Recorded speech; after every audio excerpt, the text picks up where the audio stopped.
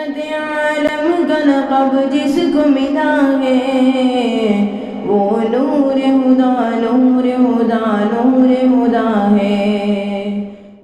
औक़ाफ़ का तहफ़्फ़ुज़, औक़ाफ़ की हिफाजत मुसलमानों की ज़िम्मेदारी है। औक़ाफ़ की प्रॉपर्टी अल्लाह की अमानत है और औक़ाफ़ की प्रॉपर्टी में बहुत सारी चीज़ें दाखिल हैं। हुकूमत ने औक़ाफ़ के मुताल्लिक़ दखल अंदाज़ी की है, जबकि हुकूमत को आमदनी के ज़राए बहुत सारे हैं।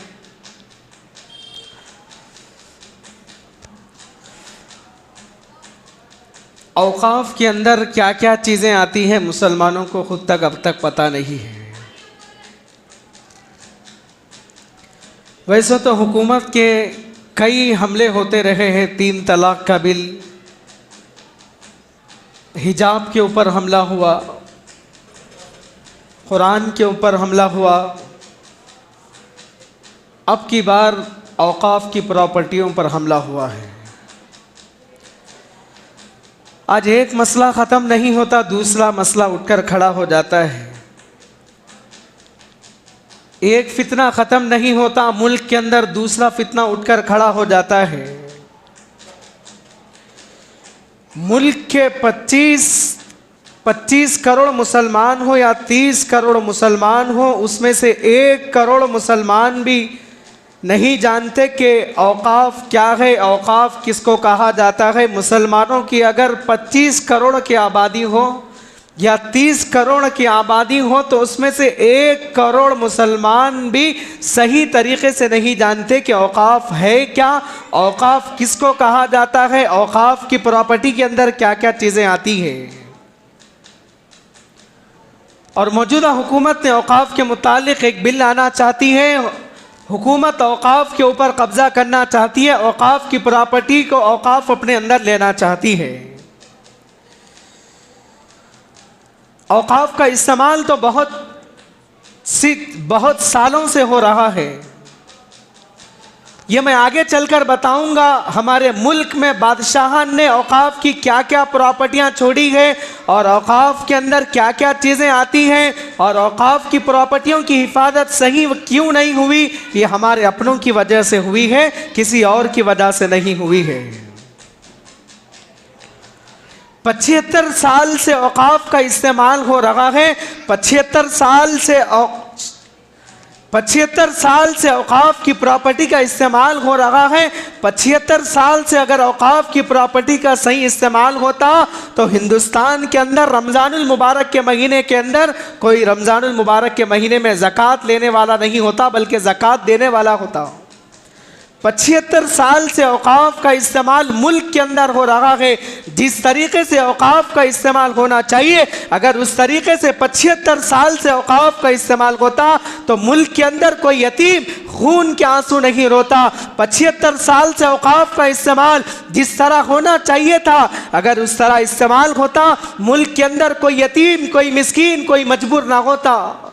75 साल से औक़ाफ़ का इस्तेमाल हो रहा है। अगर सही इस्तेमाल होता तो मुसलमानों के लिए कई हॉस्पिटल होते। औक़ाफ़ का इस्तेमाल 75 साल से हो रहा है। जिस तरह इस्तेमाल होना चाहिए उस तरीके से अगर इस्तेमाल होता तो मुसलमानों के कई कॉलेजेस औक़ाफ़ के होते, मुसलमानों के कई हॉस्पिटल्स औक़ाफ़ के होते। लेकिन इसकी हिफाजत सही तरीके से नहीं हुई। 75 साल से औक़ाफ़ का सही इस्तेमाल नहीं हुआ। वक़्फ़ किसे कहते हैं, अब ये समझिए।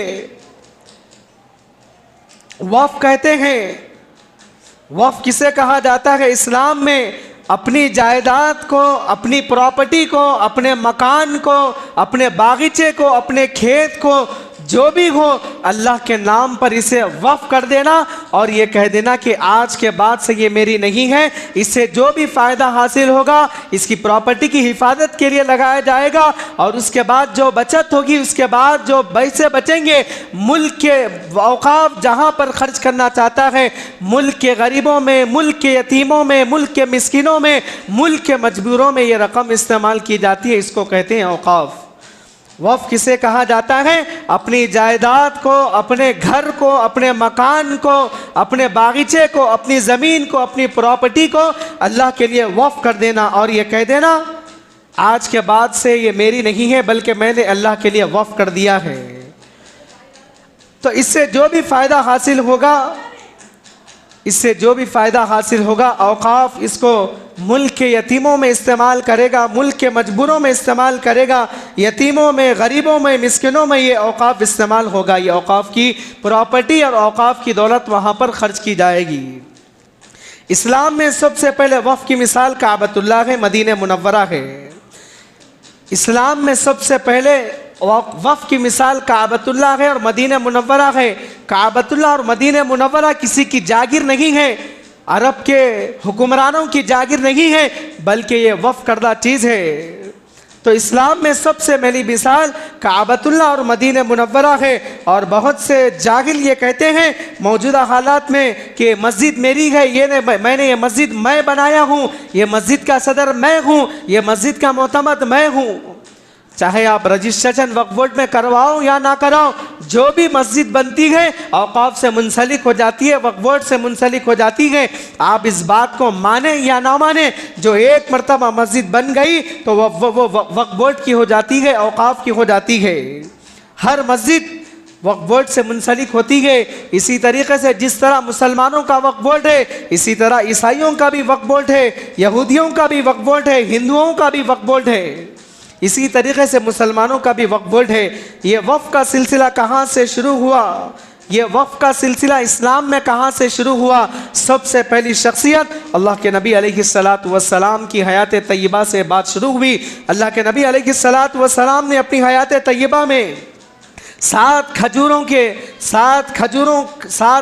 के बागात को अल्लाह के नबी अलैहिस्सलातु वस्सलाम ने वक्फ किया है। हुआ यूँ था कि एक यहूदी था और वो यहूदी अल्लाह के नबी सल्लल्लाहु अलैहि वसल्लम से बहुत ज़्यादा मोहब्बत किया करता था। अल्लाह के नबी अलैहिस्सलातु वस्सलाम को दिलो जान से चाहा करता था। अल्लाह के नबी सल्लल्लाहु अलैहि वसल्लम से बहुत ज़्यादा मोहब्बत किया करता था। लेकिन था वो यहूदी, उसने मरते वक्त ये नसीहत की अपने बेटों को, उसने मरते वक्त अपने बेटों को ये नसीहत की कि ये मेरी जो भी प्रॉपर्टी है, ये मेरे 7 खजूरों के जो बागात है, मेरे मरने के बाद ये अल्लाह के नबी सल्लल्लाहु अलैहि वसल्लम के हवाले कर दिए जाए। तो ये अल्लाह के नबी सल्लल्लाहु अलैहि वसल्लम की बारगाह में आकर उस यहूदी के लड़कों ने अल्लाह के नबी सल्लल्लाहु अलैहि वसल्लम से कहा, ये मेरे वालिद ने नसीहत की है, ये औकाफ हम लोग आपके हवाले कर देते हैं, आप जहाँ चाहें इस्तेमाल कर लें।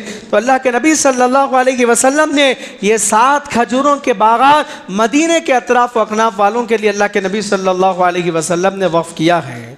तो इस्लाम में सबसे पहली मिसाल काबतुल्लाह मदीना मुनव्वरा है और अल्लाह के नबी सल्लल्लाहु अलैहि वसल्लम ने 7 खजूरों के बागात वक़्फ़ किए हैं।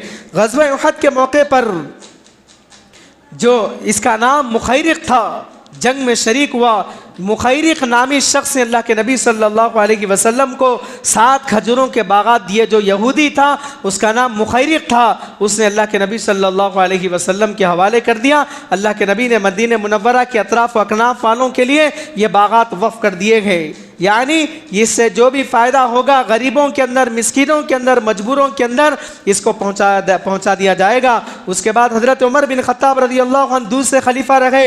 हज़रत उमर बिन ख़त्ताब रज़ियल्लाहु अन्हु को खैबर की ज़मीन मिली। अल्लाह के नबी सल्लल्लाहु अलैहि वसल्लम के पास आए और आकर पूछा, या रसूल अल्लाह सल्लल्लाहु अलैहि वसल्लम, मुझे खैबर की ज़मीन बेहतरीन ज़मीन मिली है, मैं इसको क्या करूँ? ऐसा बताइए, मुझे भी फ़ायदा हो, दूसरों को भी फ़ायदा हो। तो अल्लाह के नबी अलैहिस्सलातु वस्सलाम ने कहा एक काम करो, इसके अंदर अनाज पैदा करो, जो भी अनाज पैदा होगा और इसको गरीबों के अंदर, मिस्किनों के अंदर इसको फ़ायदा पहुंचा दिया जाएगा। तो हज़रत उमर बिन ख़त्ताब रज़ियल्लाहु अन्हु ने खैबर की ज़मीन को वक़्फ़ कर दिया। हज़रत उस्मान गनी रज़ियल्लाहु अन्हु बड़े मालदार थे। हज़रत उस्मान गनी रज़ियल्लाहु अन्हु को कौन नहीं जानता। उसके बाद हज़रत उस्मान गनी रज़ियल्लाहु अन्हु अल्लाह के नबी के दामाद भी थे। हज़रत उस्मान गनी रज़ियल्लाहु अन्हु मक्कतुल मुकर्रमा से हिजरत फरमा कर मदीना मुनव्वरा आते हैं। तो मदीना मुनव्वरा आते हैं तो मदीना मुनव्वरा के अंदर पानी की बहुत ज़्यादा किल्लत थी। पानी खरीद कर, पानी खरीदो फरोख्त हुआ करता था, तो मीठे पानी की बहुत किल्लत थी। तो अल्लाह के नबी सल्लल्लाहु अलैहि वसल्लम ने बशारत दी थी, जो कोई शख्स ये कुआं मुसलमानों के लिए ख़रीदता है तो अल्लाह के नबी ने बेशुमार फ़ज़ाइल बताएं। उसके बाद अल्लाह के नबी अलैहिस्सलातु वस्सलाम ने हज़रत उस्मान गनी रज़ियल्लाहु अन्हु ने एक कुआं ख़रीदा यहूदी से। वो कुआं था यहूदी का। उस यहूदी के पास हज़रत उस्मान गनी रज़ियल्लाहु अन्हु गए और जाकर कहा कि इस कुएं को तुम मुझे बेच दो, मैं कुआं ख़रीदना चाहता हूँ। तो उसने कहा मैं इस कुएं को तो नहीं बेच सकता। उस यहूदी ने कहा इस कुएं को मैं नहीं बेच सकता। हज़रत उस्मान गनी रज़ियल्लाहु अन्हु ने इसरार किया तो उसने नहीं माना। उसने कहा एक काम करेंगे, आधा कुआं तुम ले लो, आधा कुआं मैं रख लूँगा। उसका मतलब ये होगा एक दिन पानी तुम लोगे, एक दिन पानी मैं लूँगा। तो हज़रत उस्मान गनी रज़ियल्लाहु अन्हु ने उस यहूदी से उस बै पर, उस ख़रीदो फ़रोख्त पर राज़ी हो गए आधे कुएं पर। तो एक दिन जब उस्मान गनी रज़ियल्लाहु अन्हु की बारी आती थी तो मदीने के सारे मुसलमान पानी भरा करते थे, बल्कि यहूदी ईसाई काफिरीन भी पानी लेकर जाया करते थे। और जिस दिन यहूदी की बारी आती थी एक दिन पानी लेने की, उस दिन उसका कारोबार ख़रीदो फ़रोख्त नहीं हुआ करता था। तो उसने सोचा कि काम करता हूँ, ये पूरा कुआं हज़रत उस्मान गनी रज़ियल्लाहु अन्हु को फ़रोख्त कर देता हूँ, बेच देता हूँ। तो उसने हज़रत उस्मान गनी रज़ियल्लाहु अन्हु को पूरा कुआं बेच दिया कई दिनार के इवज़। तो हज़रत उस्मान गनी रज़ियल्लाहु अन्हु ने पूरा ख़रीद कर मुसलमानों के लिए वक़्फ़ किया था। तो आज भी वो कुआं है। हज़रत उस्मान गनी रज़ियल्लाहु अन्हु ने कुआं वक़्फ़ किया था। हज़रत उमर रज़ियल्लाहु अन्हु ने अपनी ज़मीन वक़्फ़ की। अल्लाह के नबी सल्लल्लाहु अलैहि वसल्लम ने खजूरों के बागात वक़्फ़ किए। आज भी हज़रत उस्मान गनी रज़ियल्लाहु अन्हु के नाम से मदीना मुनव्वरा के आजू बाजू फुंदूक उस्मानी एक है जो 1450 साल से चला आ रहा है। फुंदूक उस्मानी जिसको कहा जाता है, एक होटल है, एक इमारत है। हज़रत उस्मान गनी रज़ियल्लाहु अन्हु ने उसको वक़्फ़ कर दिया था। आज भी उससे जो पैसा जो हासिल होता है, जो उससे पैसे हासिल होते हैं, वो भी आज भी औक़ाफ़ की है। मुल्क के वहाँ के मदीना मुनव्वरा के गुरबा में और वहाँ पर दीगर मकामात पे आज भी वो पैसे पहुँचते हैं और वहाँ पर पहुँचाए जाते हैं। इसके बाद हज़रत ज़ुबैर इब्नुल अवाम रज़ियल्लाहु अन्हु अशरा मुबश्शरा में है। हज़रत ज़ुबैर इब्नुल अवाम रज़ियल्लाहु अन्हु का नाम अशरा मुबश्शरा में आता है। हज़रत ज़ुबैर इब्नुल अवाम रज़ियल्लाहु अन्हु ने एक मकान गरीबों के लिए, यतीमों के लिए, बेवाओं के लिए वक़्फ़ कर दिया था, मुसाफिरीन के लिए वक़्फ़ कर दिया था। और वहाँ पर मुसाफिरीन आकर रुका करते थे और ठहरा करते थे। हज़रत सहाबा कराम रिज़वानुल्लाहि तआला अलैहिम अजमाइन ने वक़्फ़ को अहमियत दी है। मुसलमान हुक्मरानों ने औक़ाफ़ को अहमियत दी है, वक़्फ़ को अहमियत दी है। मुसलमान हुक्मरानों ने जो भी हुक्मरान होता मरने से पहले ये चाहता मैं कुछ ना कुछ वक़्फ़ करके मरूं, कौम के गरीबों के लिए, कौम के यतीमों के लिए, कौम के मिस्कीनों के लिए कुछ ना कुछ मैं वक़्फ़ करके मरूं, ताकि मेरी सवाब जारिया जारी रहे और मेरे वक़्फ़ करदा चीज़ों से मुल्क के गरीबों के लिए, यतीमों के लिए फ़ायदा हासिल हो। तो हमारे सहाबा कराम ने, हमारे अकाबिरीन ने औक़ाफ़ के लिए ज़्यादा तरजीह दी है, ज़्यादा उसकी तरफ तरजीह दी। मुल्क शाम में भी बीमारों के लिए हॉस्पिटल वक़्फ़ किए जाते। मुल्क शाम के अंदर, मुल्क शाम की तारीख़ के अंदर लिखा हुआ है वहाँ के बीमारों के लिए औक़ाफ़ की जगह इस्तेमाल की वक़्फ़ की जाती, जहाँ पर हॉस्पिटल बनते।